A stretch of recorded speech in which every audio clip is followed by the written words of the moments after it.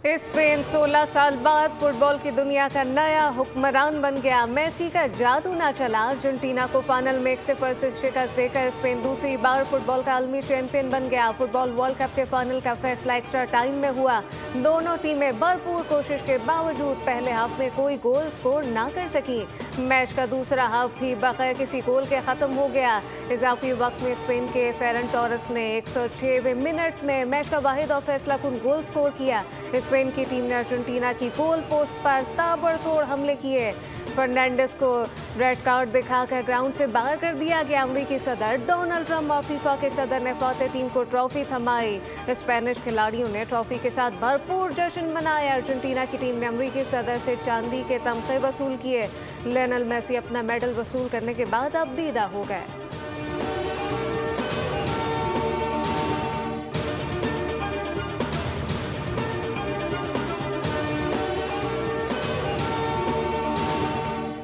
फतह के बाद पूरा स्पेन सड़कों पर निकल आया। मुख्तलिफ शहरों में जीत का जश्न। जैसे ही स्पेन ने आलमी टाइटल अपने नाम किया, शहर खुशियों के नारों से गूंज उठा। मैड्रिड के मशहूर प्लाजा डी कॉलन में सबसे बड़ा मजमा देखने में आया, जहां शायकीन ने एक साथ बैठकर फाइनल का हर लम्हा देखा। पाकिस्तान में भी स्पेन की जीत पर जश्न मनाया गया। लियारी में शहरियों ने लेवा डांस किया। कहा, स्पेन ने अर्जेंटीना को हराकर हमारे दिल जीत लिए। लाहौर के लिबर्टी चौक पर भी जश्न का समा। नन्हे बच्चे और बड़े सभी खुश।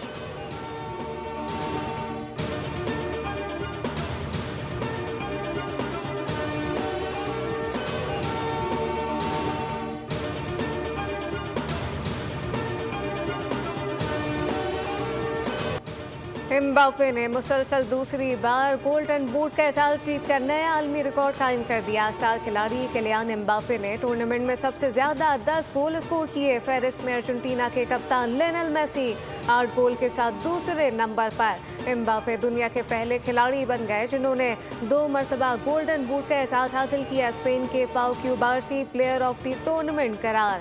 स्पेन के कप्तान रॉड्रिगो हर्नांडेज को टूर्नामेंट के बेहतरीन खिलाड़ी का एहसास मिला। अनाई साइमन बेहतरीन गोलकीपर करार पाए। उन्होंने गोल्डन ग्लव्स अपने नाम किया।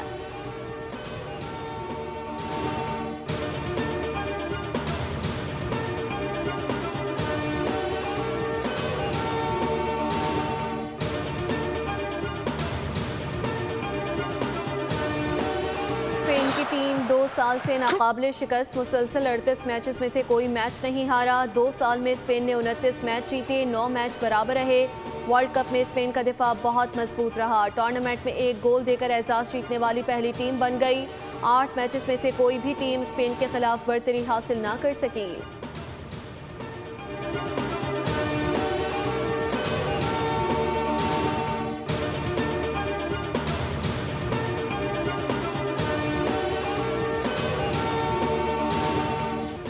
वर्ल्ड कप फाइनल मैच से कबल रंगारंग इख्तितामी तकरीब। आलमी शोहरत याफ्ता फनकार पोस्ट मेलोन की मरकजी परफॉर्मेंस। अदाकार टॉम क्रूज की भी खुसूसी शिरकत। शोबिस के नुमाया सितारों ने भी अपनी पुरजोश परफॉर्मेंस से हाज़रीन का लहू गरमाया।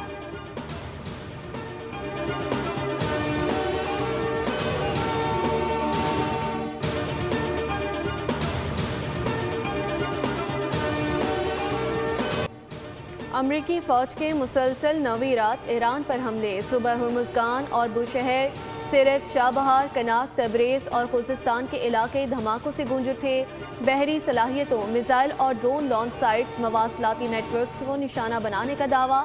सेंटकॉम के मुताबिक इन हमलों का मकसद आबनाए हुर्मुज़ से गुजरने वाले तिजारती जहाज़ों और शहरी मलाहों पर हमला करने की ईरान की सलाहियत को मज़ीद कमज़ोर करना है।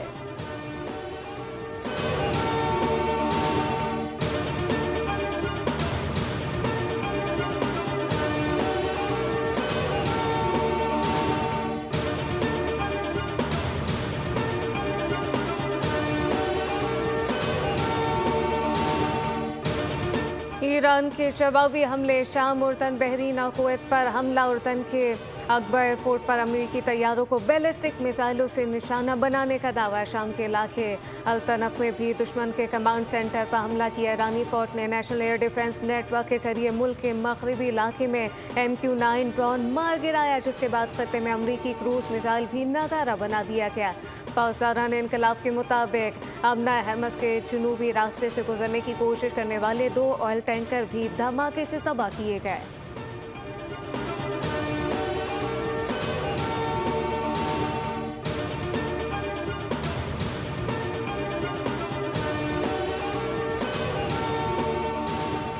अमरीकी फौजियों को मारने के जवाब में हमने आज ईरान पर शदीद हमला किया।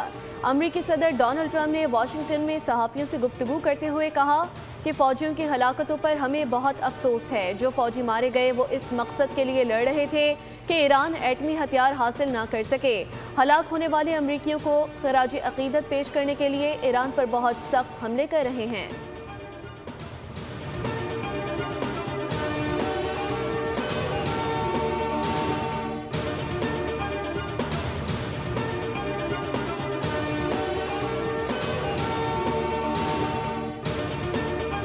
अमेरिका से जंग उस वक्त ख़त्म होगी जब ईरान को मैदानी जंग में बरतरी हासिल होगी। ईरानी वज़ीर ख़ारजा अब्बास अराग़ची ने ईरानी खबर एजेंसी को इंटरव्यू देते हुए वाज़ेह किया कि हमें ना धमकी दी जा सकती है ना लालच। दुनिया को एहसास हो गया कि अमना हरमस ईरान की असल ताकत है।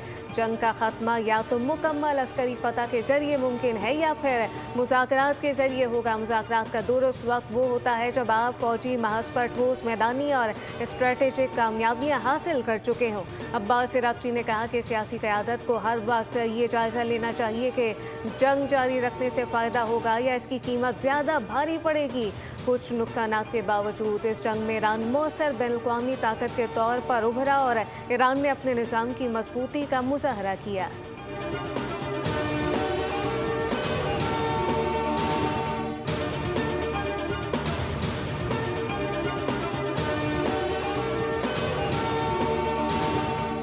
आलमी मंडी में खाम तेल की कीमतों में इजाफा। बरतानवी क्रूड ऑयल $90 फी बैरल हो गया। अमरीकी खाम तेल $84 फी बैरल पर ट्रेड। इधर पाकिस्तान स्टॉक मार्केट में मंदी, 2000 से ज़ायद पॉइंट्स की कमी।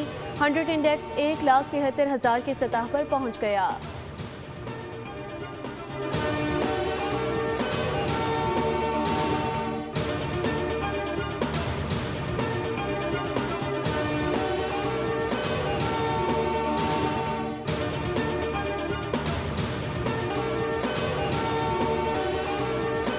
ईरानी वज़ीर दाखिला सिकंदर मोमिनी आज रात इस्लामाबाद पहुंचेंगे। सिफारती सराह के मुताबिक ईरानी वज़ीर ख़ारजा कल पाकिस्तानी क़यादत से मौजूदा सूरत हाल पर तबादला ख्याल करेंगे।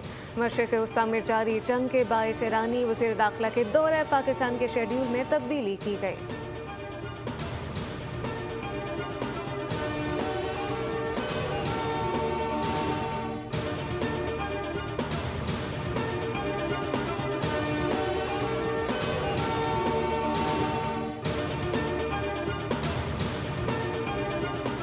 वज़ीर आज़म शहबाज शरीफ से वफाकी वज़ीर बराए मनसूबाबंदी एहसन इकबाल की मुलाकात। जारी तरक्याती मनसूबों पब्लिक सेक्टर डेवलपमेंट प्रोग्राम के तहत मनसूबों की पेशरफ पर तफसीली तबादला ख्याल हुआ। वज़ीर आज़म ने हिदायत की कि तमाम तरक्याती मनसूबों को मुकर्ररा मुद्दत के अंदर आला मयार के साथ मुकम्मल किया जाए। अवामी फलाह बहबूद, रोज़गार के मौक़े पैदा करने और पायदार माशी तरक्की के हुसूल के लिए तरक्याती मनसूबों की बरवक्त तकमील हुकूमत की अव्वलीन तरजीह है।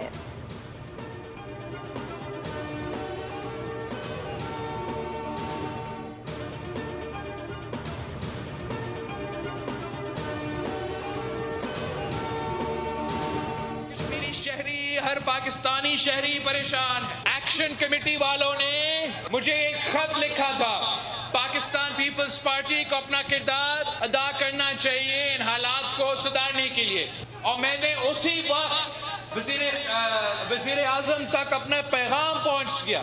27 जुलाई को ये फैसला करना है, आप मेरा हुकूमत देखना चाहते हैं या उन लोगों का हुकूमत देखना चाहते हैं जो मीरपुर को, जो रावला, 12 कोट को कश्मीर का हिस्सा ही नहीं मानते।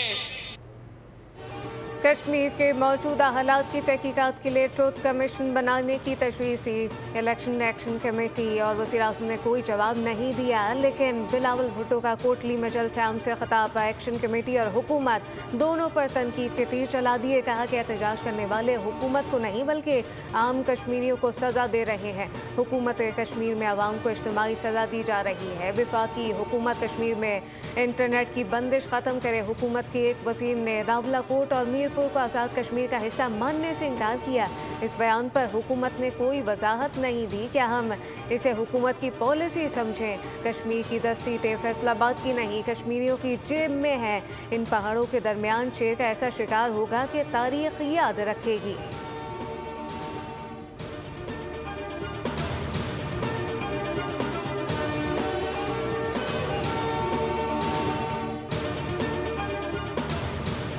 नौरीन न्याजी के मुतनाज़ा बयान पर कानूनी कार्रवाई का आगाज़। साइबर क्राइम इस्लामाबाद ने बानी PTI की बहन को आज तलब कर लिया। नोटिस भी जारी। NCCIA के मुताबिक सोशल मीडिया पर रियासती इदारों के खिलाफ मुबैना झूठा और इश्तियाल अंगेज मवाद फैलाने के मामले पर तलब किया गया। भारतीय मीडिया ने नौरीन न्याजी के बयान को पाकिस्तान के खिलाफ प्रोपेगेंडे के तौर पर इस्तेमाल किया।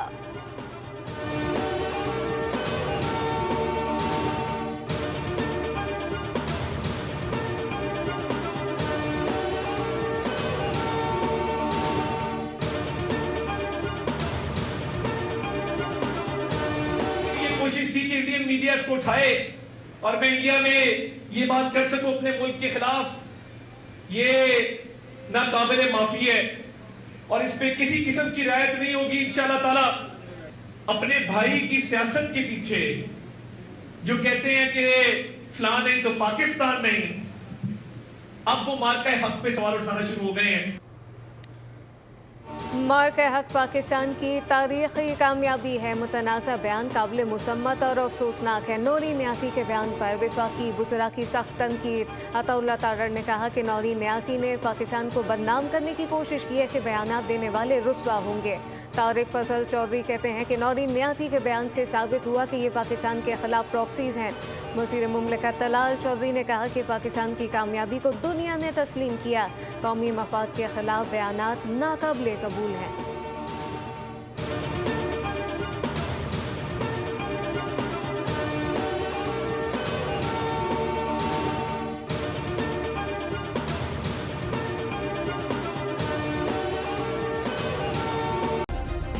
सब्सक्राइब करें और बेल दबाएं ताकि कोई खबर रह न जाए।